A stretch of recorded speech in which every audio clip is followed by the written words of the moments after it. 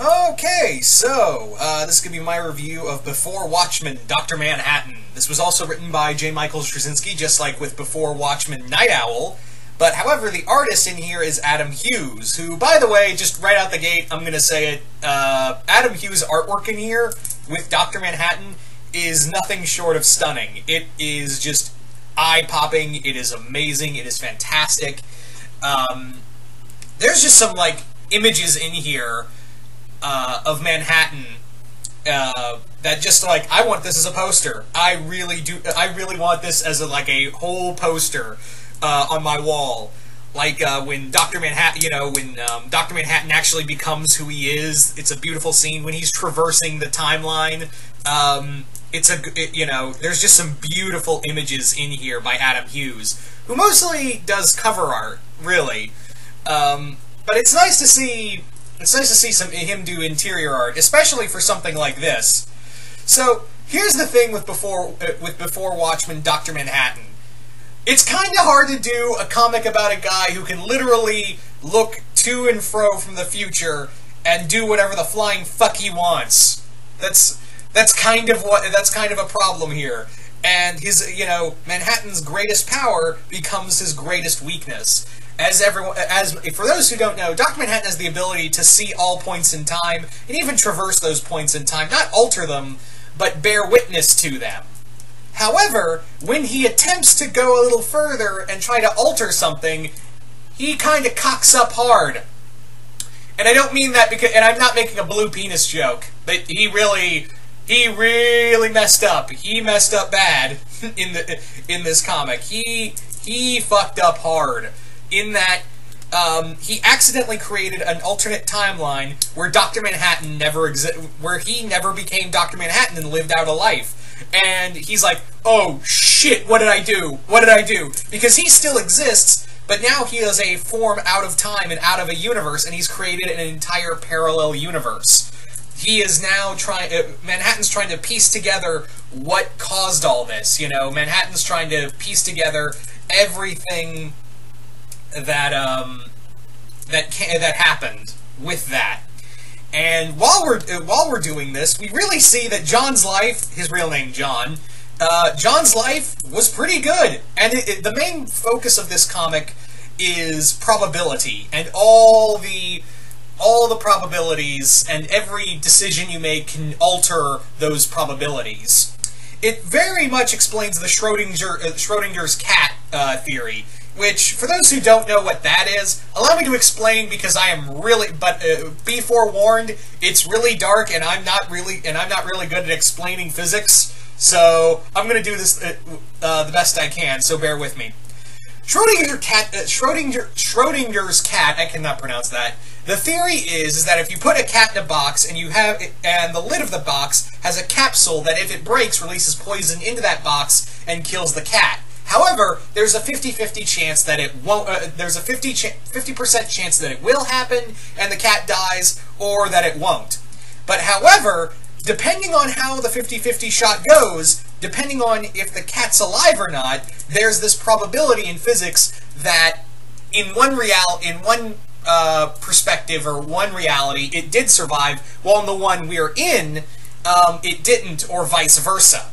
There's the thing, is that it's and that's the other thing with the theme of this book, is that a box, not the TARDIS, but a box full of mystery. And that's what it really comes down to, is that boxes contain all these mysteries, and we have this perception of reality, and how we perceive each decision we make can alter a timeline or alter everything.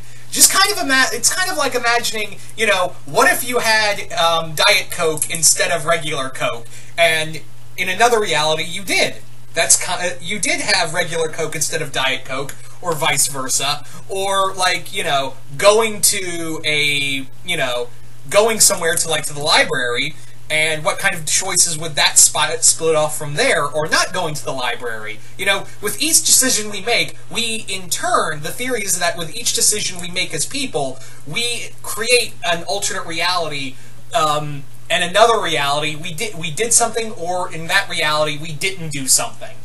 So, yeah, that's the main theme of this book, is that every decision John makes, and every decision that you make as a person really depend. You know, it's really boils down to choose your own adventure. It's kind of the thing, and what kind of actions will happen each time you make a choice. It really boils down to what choices you're going to make and where you're going to go.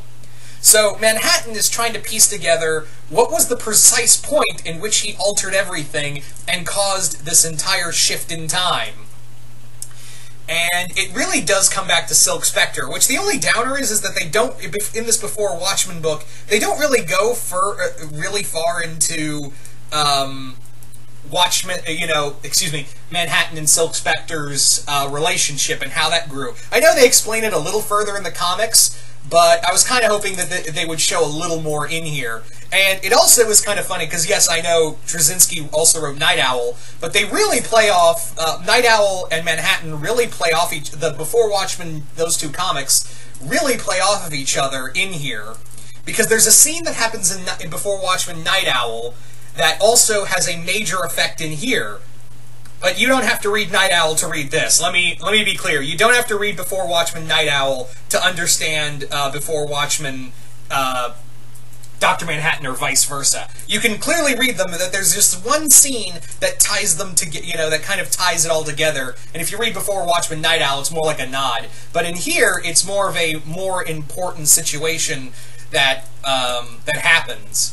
It also is kind of interesting to see Manhattan because, like I said, it's a guy who can perceive time in multiple forms.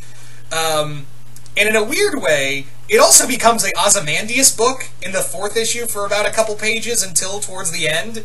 In fact, you literally have to flip the book upside down to read the Ozymandias part. I'm not joking. That's what actually happens in this friggin' book. You also have in here is that Manhattan, for all his power, he's not really fighting any villains. The only enemy he really is fighting is reality and his perception of it. That's a really cool. That's a really cool angle, in my opinion. The more you think about it, the more you're more confused, and the more you want to know about it. Also, in a weird way, you could almost argue that this comic and how it ends could almost be seen as a prequel to Doomsday Clock and everything going on in DC Rebirth. I know that sounds really weird, and again, Before Watchmen was written, several years before Rebirth ever took place or was ever conceived by Jeff Johns and Gary Frank. So, but in the same time, you look back and read this, I'm like, did Jeff Johns get the idea to bring in the Watchmen into the DC universe, and that's the whole thing of Rebirth? Because of what happens here in the Dr. Manhattan Before Watchmen? Because that's where I feel like that was where it was going, honestly. I feel like that was, this is where Jeff Johns got the idea to be like, hey, let's bring the Watchmen into the DC universe. Yeah. I don't know, I don't know. Honestly, I think that may be just me.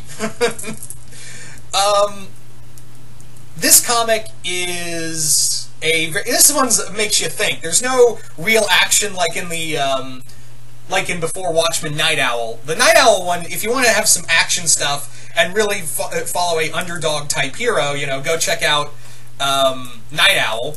But if you're looking for something deep and cerebral, because again, Dr. Manhattan's the most powerful being in their universe, and there's no real villain other than Ozymandias that can really challenge him, and even then it's on a mental scale when he can just go, Flash! Also, another thing is that how well this kind of ties into Watchmen itself and how it plays out. Because again, Manhattan has that perception of that very different perception of time. So yeah. Also, because there's a moment in here where Manhattan discovers, okay, I think I fixed everything by making my life total shit to lead up those events to make myself become Manhattan again, but oh shit, I missed something. And that something really plays into Watchmen and how it all plays out in the end. So, yeah. All in all, this is a pretty good book. I think I enjoyed the Manhattan part more than the Night Owl stuff. But that's just me. Anyway, so you guys tell me in the comments below, what did you guys think of, if you've read it, what did you guys think of Before Watchmen Dr. Manhattan? If you've read it, just comment below, let me know. What did you guys think of it? Did you guys like it? Did you guys hate it? Also, in a weird way, like I said, you can almost look at this as a prequel to Doomsday Clock and everything else going on in Rebirth, like I said.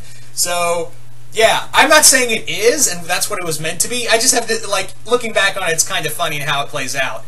But once again, hope you all enjoyed this review, and I will see you guys later.